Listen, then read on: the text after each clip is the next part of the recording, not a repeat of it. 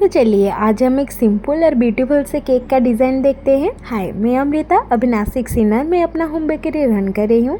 अगर आप में से कोई नासिक सिन्नर से है ना, तो मुझे इसी वाले नंबर में कांटेक्ट करके अपना केक का ऑर्डर बुक कर सकते हैं। तो ये केक हमारा हाफ केजी में था और मुझे इसी केक को थोड़ी सी हाइट देनी थी, तो इसीलिए मैंने यहाँ पर 5 इंच का केक टिन लेकर इसको अच्छी तरह से ऑयल से ग्रेस कर दी है और फिर बटर पेपर प्लेस कर दी है। अब मैंने यहाँ पर 5 मिनट के लिए पैन को पहले प्रीहीट होने के लिए रख दी है। तो चलिए अब हम केक के लिए बैटर बना लेते हैं। तो मेरा जो मेजरिंग कप है ना वो 240 ml का है, तो इसीलिए मैंने यहाँ पर 1 कप प्रीमिक्स ली है। अब हम इसको अच्छी तरह से छन्नी से छान लेंगे। छानने से क्या होगा ना, हम जो बैटर बनाएंगे वो एकदम ही लम्स फ्री बनेगा। अब हम इसमें 1 टीस्पून ऑयल ऐड कर देंगे और हमेशा पानी हमें धीरे धीरे करके ही ऐड करनी है, जब तक कि हमारा बैटर एकदम रिबन कंसिस्टेंसी का नहीं बन जाता। और ये हमारा ब्लैक फॉरेस्ट फ्लेवर का केक था, तो इसलिए मैंने यहाँ पर कुछ प्रीमिक्स को निकाल दी है और उतनी ही हमें कोको पाउडर ऐड कर देनी है।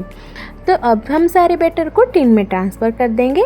अब हमें इसको थोड़ी सी टैप टैप कर देनी है ताकि उसके अंदर जो भी एयर बबल्स होगी ना वो रिमूव हो जाएगी। अब हम इसको 40 to 45 मिनट के लिए लो फ्लेम में बेक होने के लिए रख देते हैं। आप जब भी केक को बेक करिएगा ना, बीच बीच में आप चेक जरूर करिएगा और 15 मिनट तक आपको केक के ढक्कन को खोलना ही नहीं है। 15 मिनट के बाद ही आपको केक को चेक करना है। तो जब तक हमारा केक बेक हो रहा है तब तक हम क्रीम को बीट कर लेते हैं।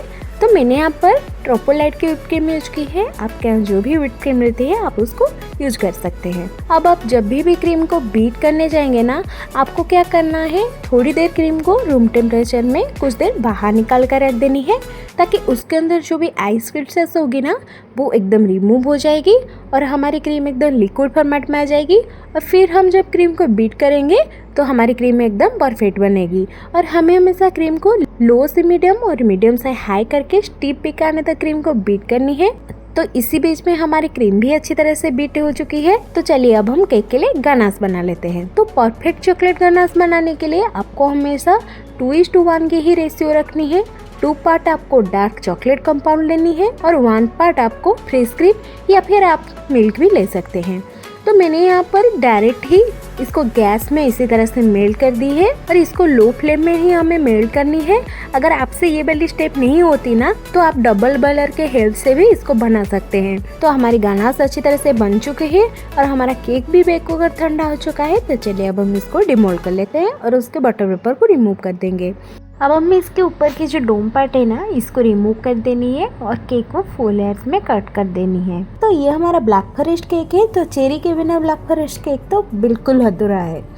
तो मैंने यहाँ पर कुछ चेरीज ले ली है और उसको अच्छी तरह से चॉप करके उसके अंदर थोड़ी सी पानी ऐड कर दी है। अब हमें चेरी को एक अलग बाउल में निकाल देनी है और उसके पानी को अलग बाउल में निकाल देनी है। हम इसके पानी को ना केक के सोकिंग के लिए यूज करेंगे। तो चलिए अब हम केक को असेंबल कर लेते हैं। तो मैंने यहाँ पर ये 6 इंच का केक बोर्ड ले ली है। अब हमें बोर्ड में थोड़ी सी क्रीम लगा देनी है ताकि हमारा केक स्टेबल रहे। तो अब हमें केक स्पॉन्ज की एक लेयर देनी है। उसको हमें अच्छी तरह से चेरी के वाटर से सोक करने के बाद मैंने यहाँ पर थोड़ी सी गनाश ऐड कर दी है और फिर हमें क्रीम की एक लेयर देनी है और चॉकलेट गनाश की एक अच्छी सी लेयर देने के बाद हमने जो चेरीज चॉप करके रखी थी ना, उसको भी हम ऐड कर देंगे और थोड़ी सी यहाँ पर चोको चिप्स भी मैंने ऐड कर दी है। और इसी स्टेप आपको तब तक फॉलो करनी है जब तक कि आपकी स्पॉन्ज खत्म नहीं हो जाती। और लास्ट में आपको केक को क्रम्ब कोट करके एटलीस्ट 10 to 15 मिनट के लिए फ्रीज में सेट होने के लिए रख देनी है। हम क्रम्ब कोट इसीलिए करते हैं ताकि हमारे केक स्पॉन्ज से जो छोटी छोटी सी क्रम्स निकल आती है ना, वो हमारी फाइनलाइजिंग करते वक्त कोई दिक्कत नहीं देगी। अगर आपको केक रिलेटेड कोई भी डाउट हो ना, तो आप मुझे कमेंट सेक्शन में पूछ सकते हैं। तो अब हमारी केक अच्छी तरह से सेट हो चुकी है। तो चलिए अब हम इसकी फाइनलाइजिंग कर देते हैं। तो मुझे इसके आउटर कवरिंग को ना पिंक और पर्पल कलर की शेड में रखनी थी, इसलिए मैंने यहाँ पर क्रीम में थोड़ी सी 1 ड्रॉप से भी कम पिंक कलर ऐड कर दी है और इसको अच्छी तरह से हमें फिनिशिंग दे देनी है केक में। और मैंने यहाँ पर केक की आउटर कवरिंग कर दी है और मुझे यहाँ पर एकदम स्मूथ और क्लियर एजेस चाहिए थी, इसलिए मैंने यहाँ पर पहले टाइम पर स्क्रैपर के से अच्छी तरह से स्मूथली फिनिशिंग दे दी है केक में। और मुझे यहाँ पर कलर की ज्यादा यूज नहीं करनी थी, इसलिए मैंने यहाँ पर थोड़ी सी पिंक और पर्पल कलर लेकर इसी तरह से स्क्रैप कर दी है।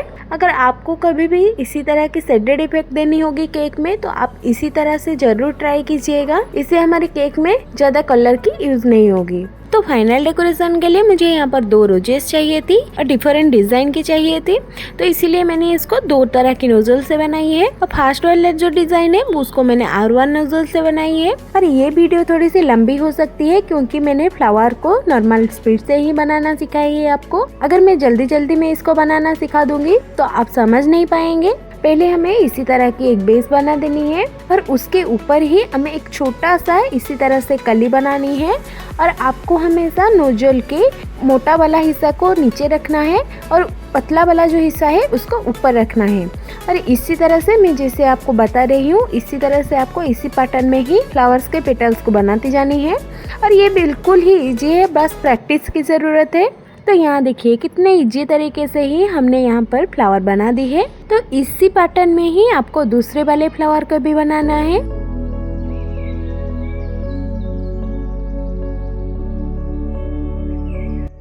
मैंने दूसरे वाले फ्लावर को बनाने के लिए यहाँ पर नूर का 36 नोजल की यूज की है। तो चलिए अब हम इस नोजल के हेल्प से एक ब्यूटीफुल सा रोज बना देते हैं। और आपको उसी ही स्टेप को फॉलो करते जानी है। आपको मोटा वाला जो हिस्सा है उसको नीचे रखना है और पतला वाला हिस्सा आपको ऊपर रखना है। और आपको एकदम स्मूथ हैंड से ही रोटेट करते हुए इसी तरह से फ्लावर बनाते जानी है। और बाकी के डेकोरेशन के लिए मैंने यहाँ पर 6B टाइप का जो छोटा सा हमारा स्टार नोजल आता है ना उसका ही यूज किया है इस डिजाइन को बनाने के लिए। और मैंने यहाँ पर 2 कलर की क्रीम की यूज की है, थोड़ी सी लाइट पर्पल कलर की और पिंक कलर की। अब मुझे यहाँ पर केक में ना थोड़ी सी गोल्डन टच देनी थी, इसीलिए मैंने यहाँ पर थोड़ी सी गोल्डन डस्टर लेकर उसमें आप इवापोरेक्स भी मिक्स कर सकते हैं। मेरे पास फिलहाल नहीं था तो मैंने इसमें थोड़ी सी ऑयल ऐड कर दी है और इसको मैंने इसी तरह से स्प्लैश इफेक्ट दे दी है केक में। और इसी तरह की स्प्लैश इफेक्ट को ना आपको फिंगर से ही ट्राई करनी है। मैंने यहाँ पर ब्रश की यूज की थी तो पहले मेरा ब्रश से अच्छा नहीं हुआ तो मैंने बाद में फिंगर के हेल्प से इसको इसी तरह से डिजाइन दे दी है। तो अब केक में थोड़ी सी शाइन लेने के लिए मैंने यहाँ पर सिल्वर मेटालिक स्प्रे का यूज किया है। तो अब केक में मुझे थोड़ी सी ड्रिपिंग भी करनी थी, इसलिए मैंने यहाँ पर व्हाइट चॉकलेट को मेल्ट करके यहाँ पर साइड्स में ऐसे ड्रिपिंग का इफेक्ट दे दिया है। लास्ट में मैंने यहाँ पर गोल्डन कलर की एक आर्टिफिशियल लीफ लगा दी है और मेरे केक के लुक को कंप्लीट कर दी है। तो आपको मेरी आज की ये केक की डिजाइन कैसी लगी मुझे कमेंट सेक्शन में जरूर बताइएगा। अगर केक रिलेटेड आपको कोई भी डाउट हो ना तो आप बेझिझक मुझे पूछ सकते हैं। तो आगे और ऐसे इंटरेस्टिंग वीडियो देखने के लिए मेरे वीडियोस को लाइक और मेरे चैनल को सब्सक्राइब कर दीजिएगा। अब मिलते हैं और ऐसे यूनिक डिजाइन के साथ, तब तक के लिए हर हर महादेव।